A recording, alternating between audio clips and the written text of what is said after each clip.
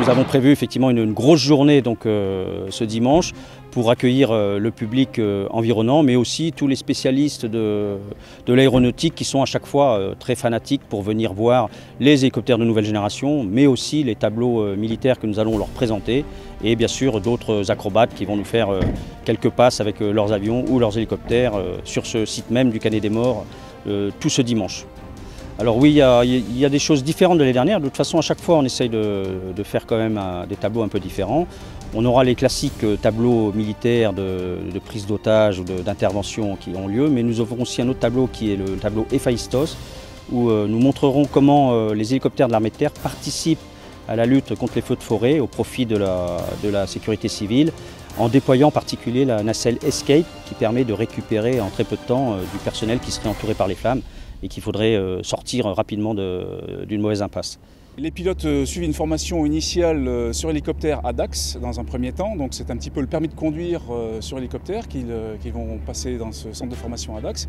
Ensuite ils viennent ici sur la base du Canet des Morts où ils vont suivre dans un premier temps une formation à l'aérocombat, donc une formation générique, un peu tout type d'appareil sur l'aérocombat, de façon à ce que tous les pilotes de la LAT aient les mêmes savoir-faire, des savoir-faire qui sont communs, quelle que soit ensuite la spécialité ou le type d'appareil qui sera servi.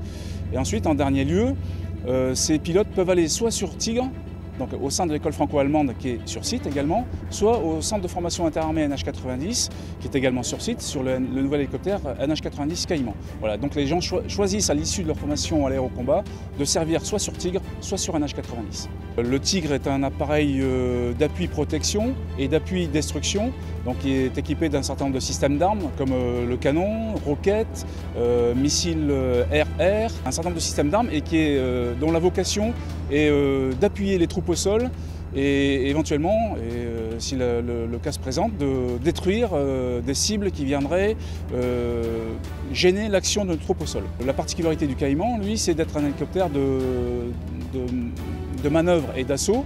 Et donc lui a vocation de transporter des troupes de combat pour les déposer sur des points clés du terrain et d'assurer aussi des missions logistiques. Voilà, donc ce sont des missions qui sont complémentaires et généralement quand vous voyez un Caïman, il y a bien souvent un ou deux tigres avec et inversement. On se retrouve à la base générale de G avec l'école franco-allemande Tigre, d'environ 155 soldats allemands avec leurs familles. On a les simulateurs les plus modernes du monde dans les simulateurs d'hélicoptères. En tout, on a 4 simulateurs de 360 degrés où au début de leur formation, ils exercent comment fonctionne le Tigre parce que c'est un système complètement différent et particulier, très complexe. Donc au début, pour aussi épargner de l'argent, on les entraîne sur le simulateur. Et ensuite, quand ils sont entraînés ils ont fini leur entraînement sur simulateur, ils vont faire leur vol réel sur Tigre. Le Tigre français et allemand sont environ 80% identiques. Il y a le casque des Français et des Allemands qui est différent et l'armement qui est différent parce qu'il y a de différentes scènes de combat que les Français voudraient faire, que les Allemands ne voudraient pas faire. Donc c'est pour ça qu'il y a une différence dans l'armement des deux Tigres. Il y a une bonne ambiance dans l'équipe? On est bien intégré dans le Canet des Morts, on est bien intégré dans la société. Nous souhaitons que cela continue. Nous le souhaitons aussi. Le C-120 est en service à la base de Dax pour la formation de tout ce qui est pilote, qui arrivent donc de Coët-Quidan et qui sont en formation pour un petit peu moins d'1 an sur la base de Dax.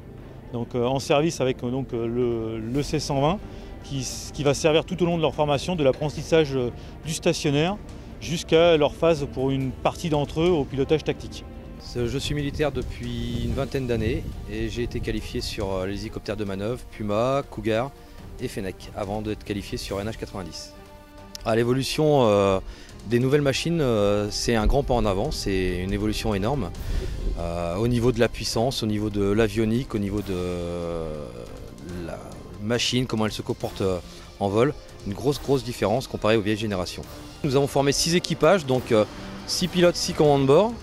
Et nous sommes en train de former Cette année, encore 6 autres équipages, donc 6 pilotes en plus et 6 commandants de bord en plus. Bon, nous sommes de l'armée des terres d'Espagne.